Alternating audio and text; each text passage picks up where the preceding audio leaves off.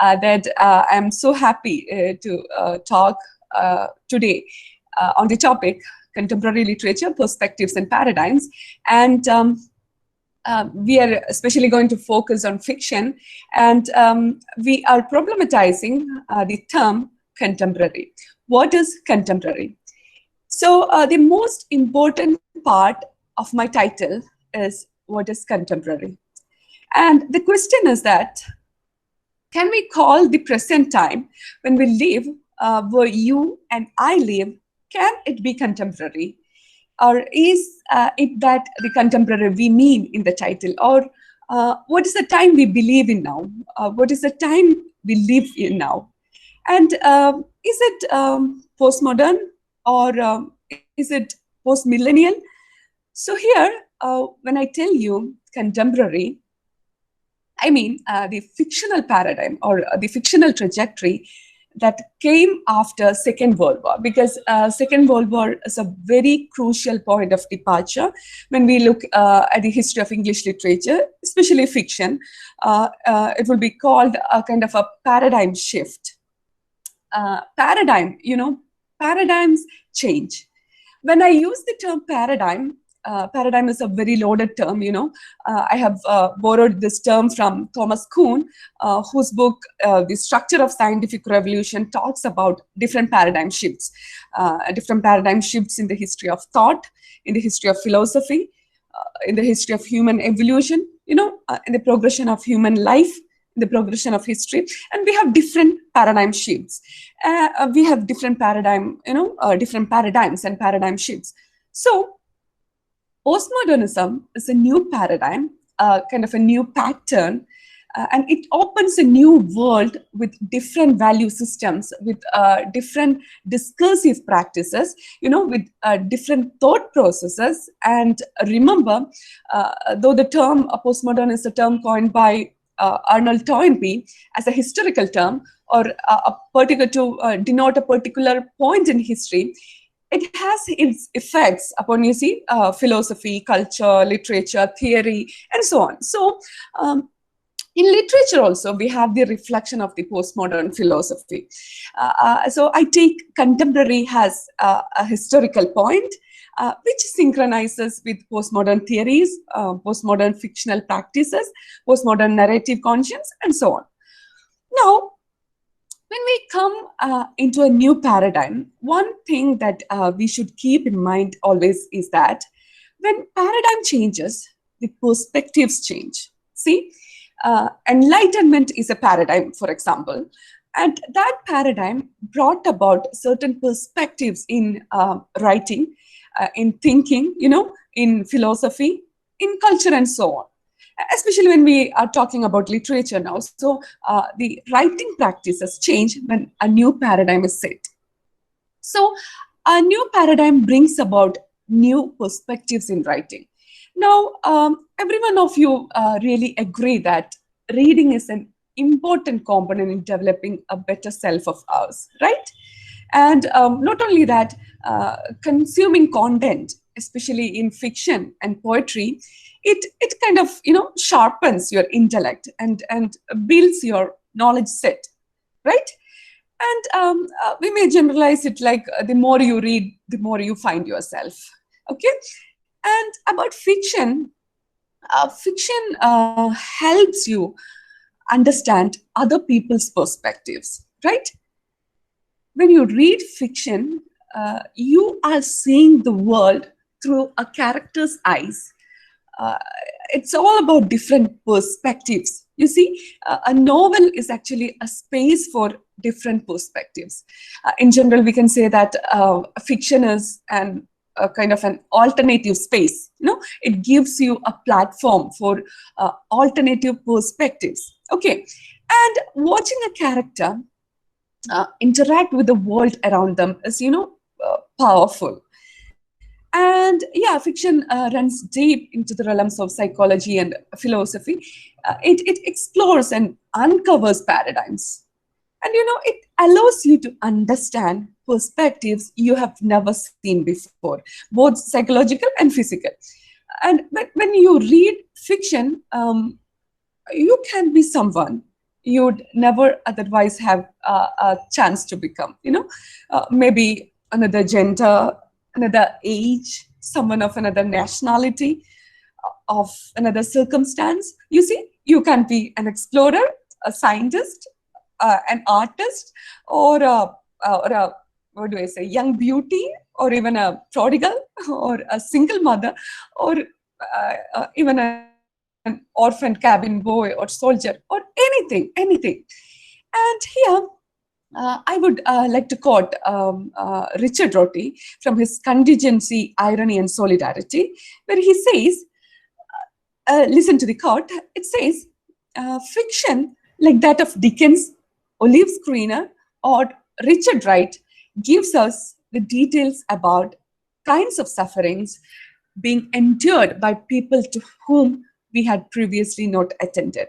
Listen, fiction like that of Childers de Lacos, Henry James, or Nabokov gives us the details about what sorts of cruelty we ourselves are capable of. And thereby, let's re-describe ourselves. That is why the novel, the movie, the TV program have gradually but steadily replaced the sermon and the treatise as the principal vehicles of moral change and progress. Yeah, so it is clear from his words how we become a part of a world which we have previously not attended. And we sympathize, right? We have an empathy towards the suffering. We see the orphan kids in the books of Dickens or Olive Screener, or we see the characters in Henry James or Virginia Woolf, anybody. We see the extent to which the human mind or humans can go far. And we empathize towards the suffering, and that's how literature becomes a vehicle of moral change. And we know reading becomes an ethical act, actually. And we will come to that in detail later. And fiction, it actually deepens your understanding of evolution. Everything evolves, right? We individuals evolve, cultures evolve, technology evolves, paradigms evolve, and the entire history of mankind is the history of evolution, right? The evolution of civilization, evolution of languages, evolution of, cultures. And to study the history of man, we have to dwell deep into the cultures or the recordings of the past narratives, right? And to pinpoint exactly to the literatures of the past. And through literature, what we do is the best way of perceiving past, okay, through different perspectives. And all stories are actually a kind of, narrative arcs. That is, there will be a beginning, a middle, and an end. And this arc, it marks a kind of an evolution, be it of a character or a series of events. Something comes out changed. And this phenomenon of evolution is important on multiple levels. You see, on a very conceptual scale, watching evolution occur in fiction is, very valuable, because fiction deals in expedited timelines. You can see things from a zoomed out perspective and see things you wouldn't observe in day-to-day life. And watching the evolution unfolded, it helps you begin to understand the process. You see, you are not the same person after you read, for example, Alice Walker's Color Purple, or maybe The God of Small Things. And you see, on the level of an individual, watching characters evolve, it also helps us to understand individual human evolution, both those around us or our own, right? And to say on a broader level, fiction allows us to see the evolution of events, narratives, trajectories, and even societies. And again, fiction allows us to see the world with a better outlook. A fiction gives us the rare opportunity to look at the world from a removed perspective. Fiction, in its narration, it actually condenses. And it pulls out the things that are important and highlights them, or just juxtaposes them against each other, or I may say elaborates on them, paints them clearly as we don't usually see them. See, for example, I may quote from the work of John Steinbeck, The Grapes of Wrath, where he describes about the Great Depression. And we have Fitzgerald in his work, The Great Gatsby, who draws a picture of a man whom we would never meet in our life if he was not, portrayed by him. So it makes the world clearer to see all of it at once. It's like flying high above trees to see the forest, or looking at the world via map instead of looking at it from the ground, where you can't tell precisely where you are, right? Now, fiction allows you to look at the world in an entirely different light.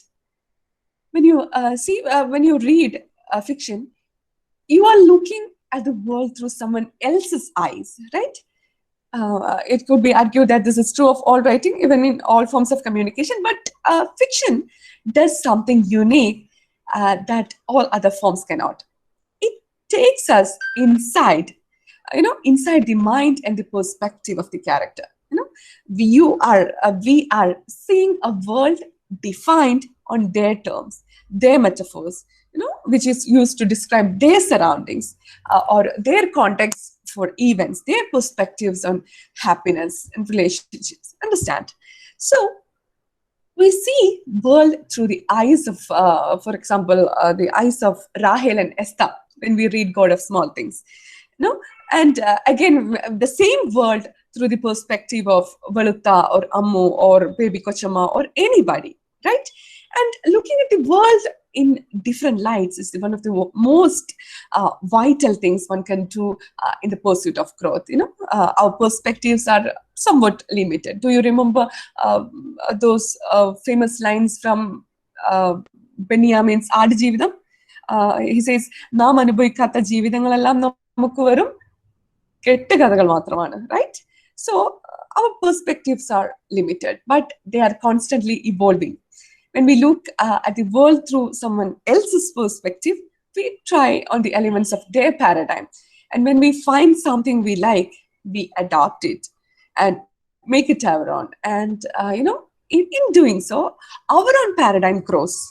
And you may have this experience when you watch some movies, right? When some characters, they make us transform. One of the recent examples which I would tell you, which I would quote, is from Thapad, okay, Thapad movie or The Great Indian Kitchen. How those women characters at least made us think from a very relevant perspective. Okay, so what I'm trying to tell you is that literature deals with the things that make us fundamentally human.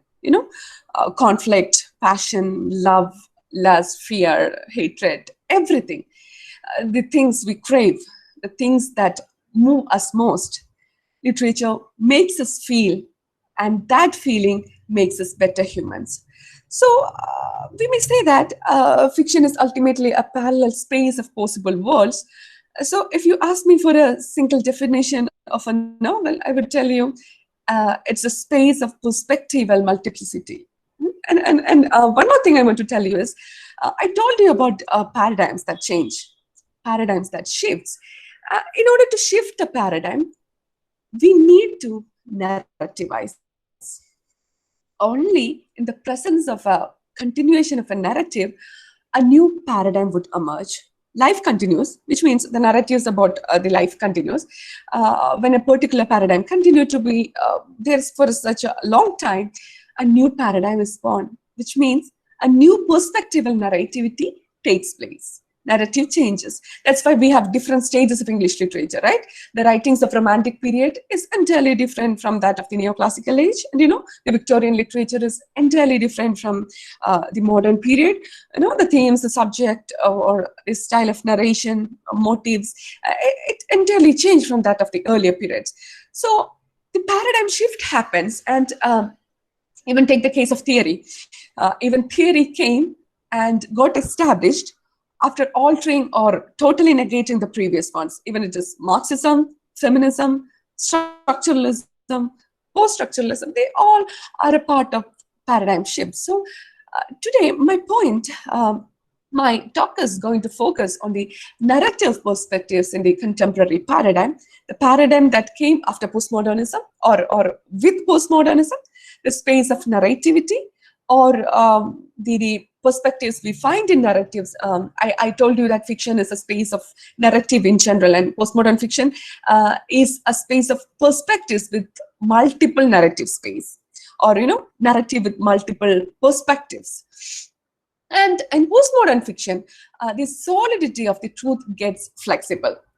Whenever you have the word multiplicity of truth, so the postmodernism is a space for multiple truth. You see, fiction in general is actually, as we have already said, a space for alternative reality.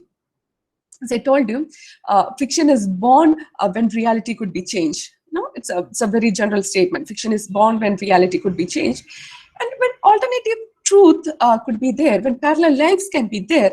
And postmodernism is actually giving you a space for parallel lives.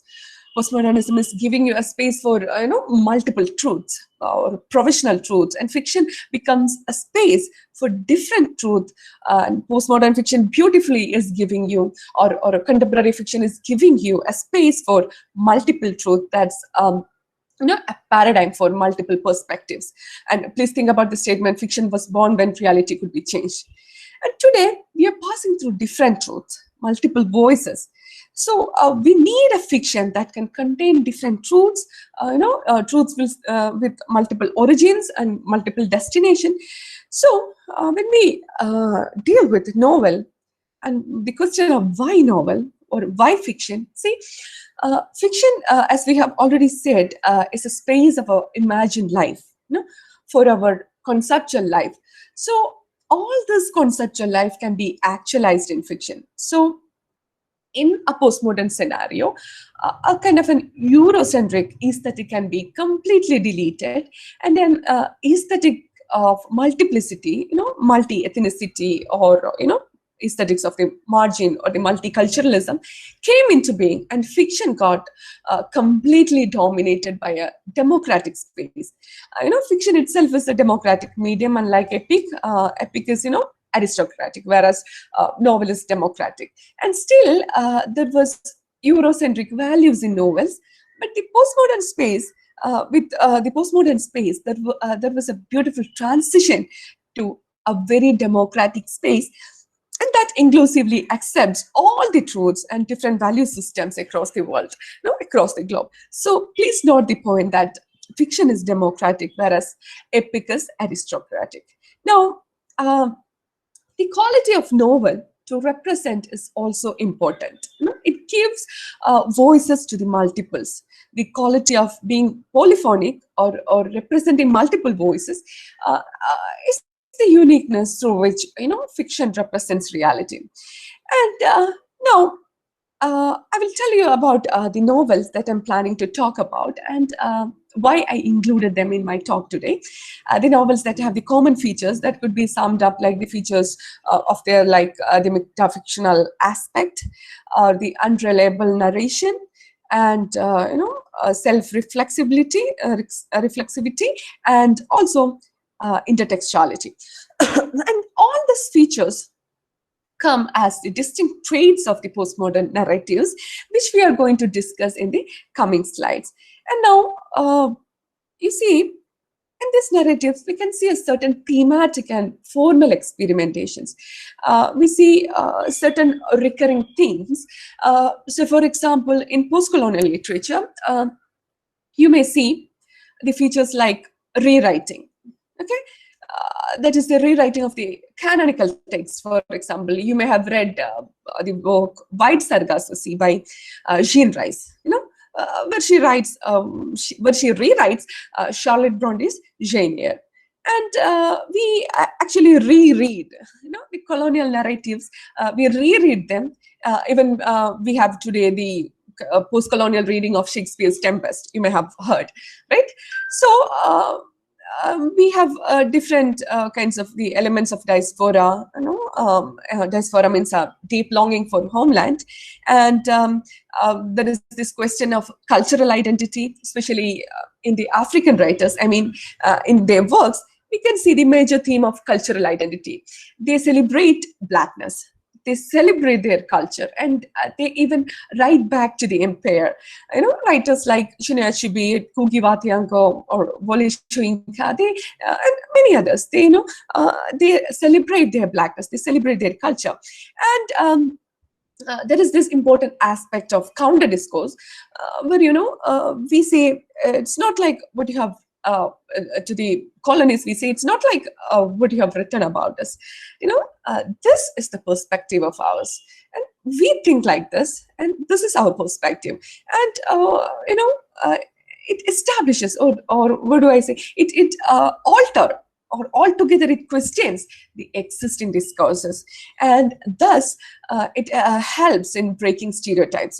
The kind of characters, maybe in the works of Taslima Nasrin, or Sham Salvadore, or Leopold Senor, or Babsi Sidhua, Vikram Seth, anybody. And thus, the ultimate aim of decolonizing not only literature, but also, the mind. Okay, decolonizing mind is an important concept. It's an important thing, which the writer Gugi Vatiango says in his work, Decolonizing the Mind. Okay, and coming to the point, there are certain themes in contemporary literature, especially fiction, which makes us aware of the human predicament, or, which questions the very existence of man in the modern, postmodern era. And, today we see trauma as a very dominant theme in the contemporary literature. And, studies on human psyche and their representation in literature are crucial areas of critical interest in contemporary academics and contemporary writing, especially in literature of the last decades of the 20th century and the first decade of the present century. They have been distinct with the ambience of horror and horrendous wounds, and in the recent years of literary production, an array of fictional works on traumatic experience and its representation. They have influenced by the theorization and stories like that of Holocaust, the horrors of world wars, or colonization, or racism, and international security issues, especially post 9/11 issues, and so on. So trauma becomes a central theme of discussion in contemporary literature. And we have disaster narratives, even it is natural or man-made, like nuclear disasters or something like that. And another theme of identity crisis, we can see whether it is in the gender, color, country, or anything. The question of subjectivity is problematized. And the term subjectivity is often, used interchangeably with the term identity, but subjectivity, is more accurately, it denotes our social construct and consciousness of one's identity. And we know that from the time immemorial, man was questioning or trying to resolve the very basic phenomenon of subjectivity. The theoretical and epistemological dimension of the human ontology. And that search is the very basic phenomena of human life. All your life is actually a search, right? You search for yourself. Religion search ചെയ്യുന്നു, നിങ്ങളെ കണ്ടെത്താൻ പറ്റുമെന്ന്, നിങ്ങൾ ലവിൽ search ചെയ്യുന്നു, you search in language, you search everywhere to find yourself. Who am I? The question of who am I? So the basic human motive of search, we can find it in almost every contemporary text. And now let's take a few examples from the contemporary fiction and analyze how these themes are presented in them. Now, see the term historical fiction. It's obvious from the title that it deals with history from a different perspective. See, The Book Thief by Marcus Zusak.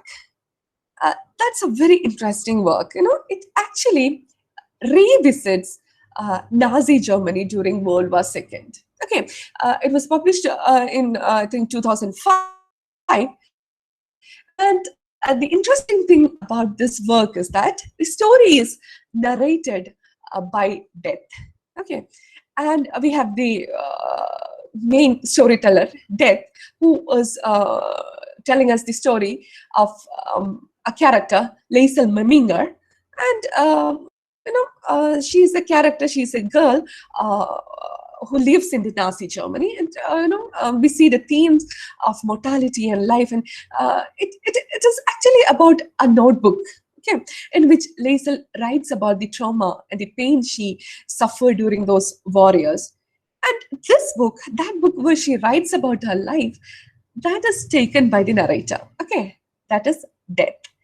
And it's a very moving story that you must read, and we will be shocked to hear the last sentence, the last Death's last words for both Liesel and the reader, that Death says, "I am haunted by humans." Okay, how traumatic it is for Death to say, "I'm haunted by humans." So think about that last sentence by Death. And moving on, we have another work, Wolf Hall by Hilary Mantel. It's a work which is set in Tudor England, where the themes of religious politics, power struggles, corruption, human pride, etc., are beautifully portrayed. And at first glance, this work, Wolf Hall, may be seen as an historical epic that covers the reign of Henry VIII, King Henry VIII. I think you know about King Henry VIII, who was one of the most controversial kings in England's monarchy. But he was notorious, he was a bit, he was the reason behind the formation of the Church of England for his divorce. I think you know that history, and his for his remarriage with Anne Boleyn. He just broke from the Pope, the Roman Catholic Church, and he just got divorced and remarried Anne Boleyn. And later in history, we see him beheading Anne Boleyn for some reasons. So that history is much interesting, and at the same time much disturbing, and as we have already said, we may remember that quote of Richard Rorty, where he says, through fiction we understand how far cruel human beings are. From the history, we can trace out the cruelty of man and the possible ways of adjudicating it. And Wolf Hall is actually about the life of King Henry VIII's advisor, Thomas Cromwell. You may have heard that name. He was a a cunning politician, a significant figure in British English, and also in the history of Christianity, because England broke from the Roman Catholic Church because of his brain. And it's not just a novel about his material life, but I may say that it's a deep, it's a deep psychological exploration of the inner workings of his ambitious mind, and how religious politics works within a deeply intertwined church and state. And sometimes, as we have already said, the truth and history are always multidimensional. Remember, this Hilary Mantel, she has also written sequels for this work. In the year 2012, she wrote the work Bring Up the Bodies, and in 2020, The Mirror and the Light. It covers the last years of Cromwell's life. And we have the voices of the marginalized, where the silenced are voiced and the marginalized, they got a chance to express. And we see in the works like The Color Purple, authored by Alice Walker, where racism, gender roles, etc., it shocked the minds of every reader. It is actually a work, a Pulitzer-winning novel with the central character Celie, where she experienced the problems of race, patriarchy, sexual exploitation, it's a very touching story where she writes a series of letters to God, and her story of sufferings is narrated through those letters. And one thing to be noted is that here Walker, she celebrates the themes of family and through the strong female characters and repentant male ones. And we will, as we have already said, the stereotypes, they are broken when the post-colonial or the African American, they start writing. And we will understand the fact that traditional family roles are fluid, and often they're overlapping. And this novel is actually a kind of, a milestone in African American writing. And you should definitely read it to understand the life we have never experienced. We never could have seen a fiction like this was not written. And we have Aya Dakhtar's Homeland Elegies, which is a brilliant work of autofiction. Autofiction is actually a fictionalized autobiography, and here it's actually a very deep personal work about identity and belonging in a nation. Actually, United States after the 9/11 attack. You may have read about the Islamophobia in articles and in works, and the plights of immigrant Muslims after that incident. And here, Aya Dakhtar, he tries to show us how his family lived in fear. And fear is a very, important and relevant theme in postmodern fiction. And fear and paranoia, everything comes recurrently. And he talks about his family's fear while living in a post-9/11 society in the US. And after that, how he says how their identity, how their subjectivity and self has been fragmented. We actually sympathize with him when he talks about the extent to which his very self has been fragmented. He talks about it to his Trump supporting father, his Pakistani American girlfriend, and others. And this is also a must-read contemporary work. And now we have some experimental novels, both in theme and form, like Italo Calvino's If on a Winter's Night a Traveler. It's actually a postmodern narrative, in the form of a frame story. And the interesting thing is that it's about the reader trying to read a book called If on a Winter's Night a Traveler. Okay, the main character in the first part of the chapter is you, the reader. And the narrative starts out when you begin reading a book, but then all of these pages are out of order, and it's some kind of interesting experimentation on reading. See, you go to a bookstore and get a new copy of a book, and in that bookstore you meet a girl, Ludmila, who becomes an important part of the book. And you think Ludmila is beautiful, and you both share a love for books. And throughout the rest of the narrative, you and Ludmila develop a relationship. And so it's the quest, or when you start reading the books, remember the very first sentence of the novel is that now you have started reading Italo Calvino's If on a Winter's Night a Traveler. Nice, right? Now, one more novel of this kind is George Saunders' Lincoln in the Bardo. Okay, this work, which has won the Man Booker Prize of 2017, and the novel actually takes place during and after the death of Abraham Lincoln's son. It is obvious from the title; it is about Lincoln's life, and it deals with the theme of Lincoln's grief over the loss of his boy, his small boy, and apart from that, that novel is set in a place called Bardo. Okay, Lincoln in the Bardo. And Bardo, which is actually a space between life and death. And we encounter multiple characters who just died with some wishes unfulfilled. You see this in the films, Malayalam movies, those ghost movies. Unfulfilled desires ഉണ്ടായിട്ട് മരിച്ചു പോകുന്ന ആളുകൾ ആത്മാക്കളായിട്ട് വരുന്ന ഒരുപാട് മലയാള മൂവികൾ നമ്മളെ ചിരിപ്പിച്ചിട്ടുണ്ട്, നമ്മളെ ചിന്തിപ്പിച്ചിട്ടുണ്ട്. We have seen a lot of movies, right? But this is different from that because these characters, they are not like souls wandering or പ്രതികാരരാഹിയായ പ്രേതങ്ങളായിട്ട് അലഞ്ഞു തിരിയല്ല. They cannot escape from that.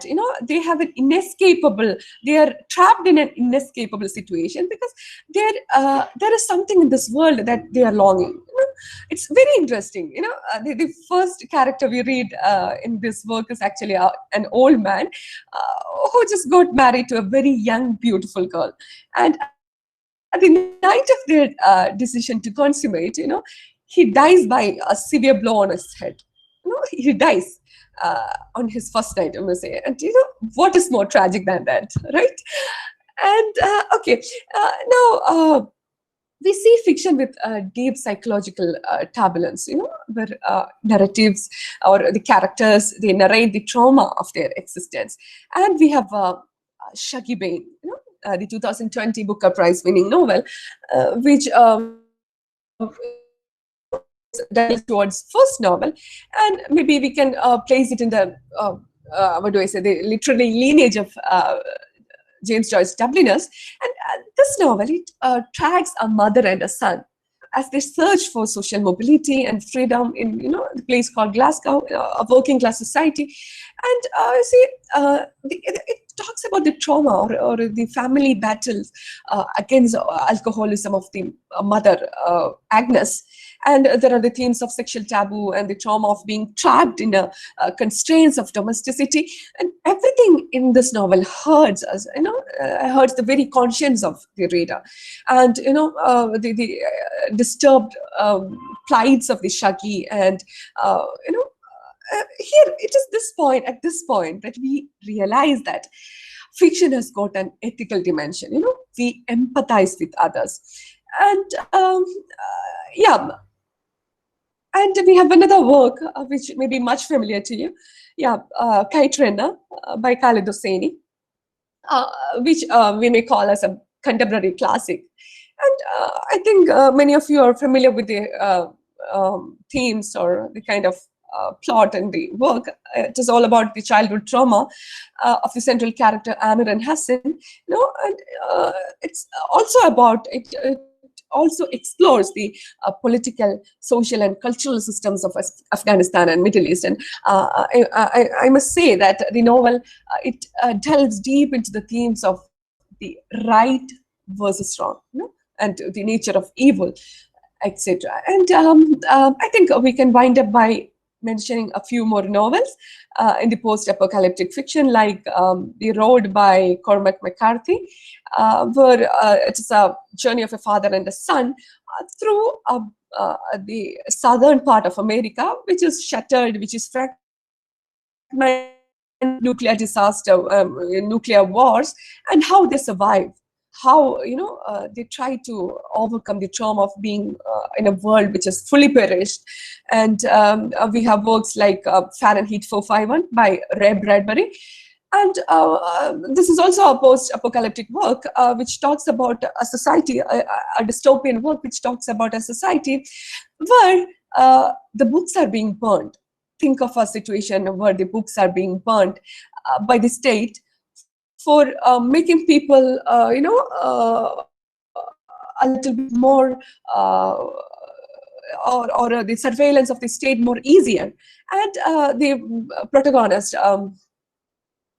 Guy Montag, he actually, he is a fireman who burns the book, but towards the end of that work, we find him taking a book and escaping from that trapped situation. And it ends with a very relevant theme of the ethics of reading. And I wanted to include some of the texts like, 100 Years of Solitude, Midnight Children, and Nights at the Circus, which are the most celebrated works which comes under the genre of magical realism.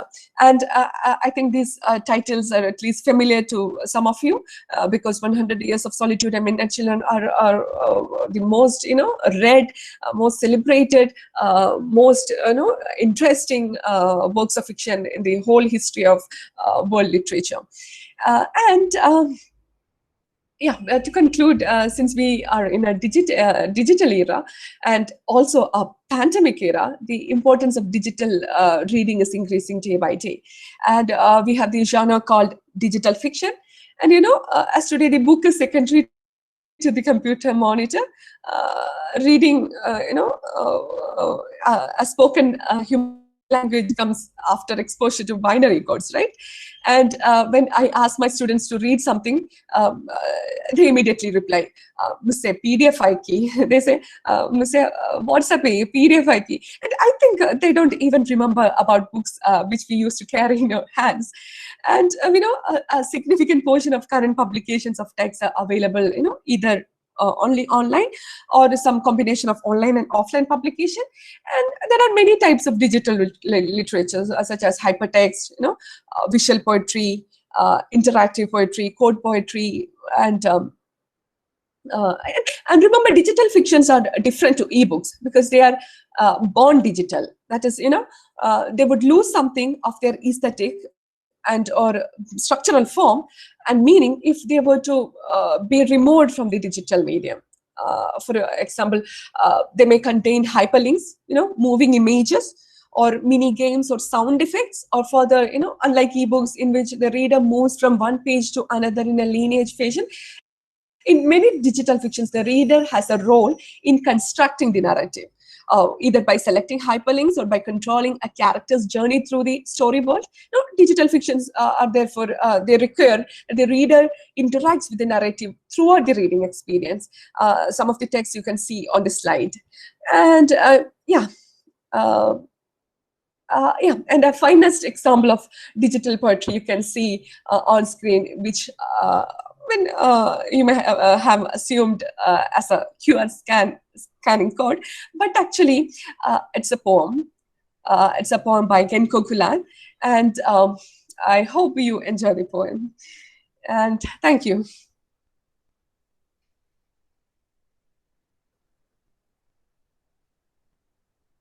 Najita, that is the end of it, and thank you for your patient listening. Okay, now you may come thank up you, with your thank interesting you. observations. Thank you, Dr. Jinan. Your talk on literature has been very much enlightening, especially to the students of our literature. And you have dwelled on myriads of aspects of literature, especially on the marginalized aspect, ranging from this cultural materialism as well as on about this magic realism. So we have heard even as those aspects we have never hitherto have heard of. Excellent. And let us have a discussion. Let us have this session open to the students for discussion.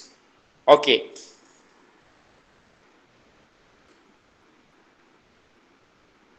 Hello, students. It is now it is your turn to ask any doubts regarding literature.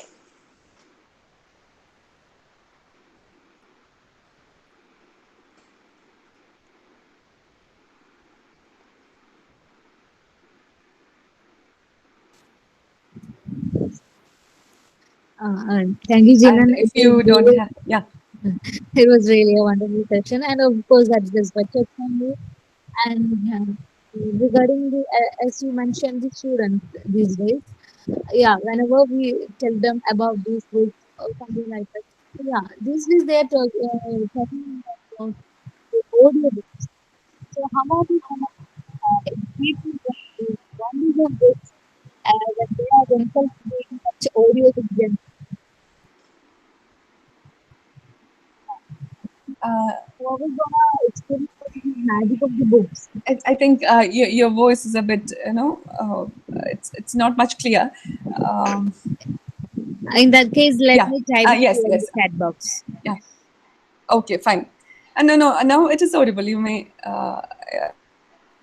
in between, it was like, it got, Is that what, yeah. what I was saying is that it was about the students being this audiobook generation.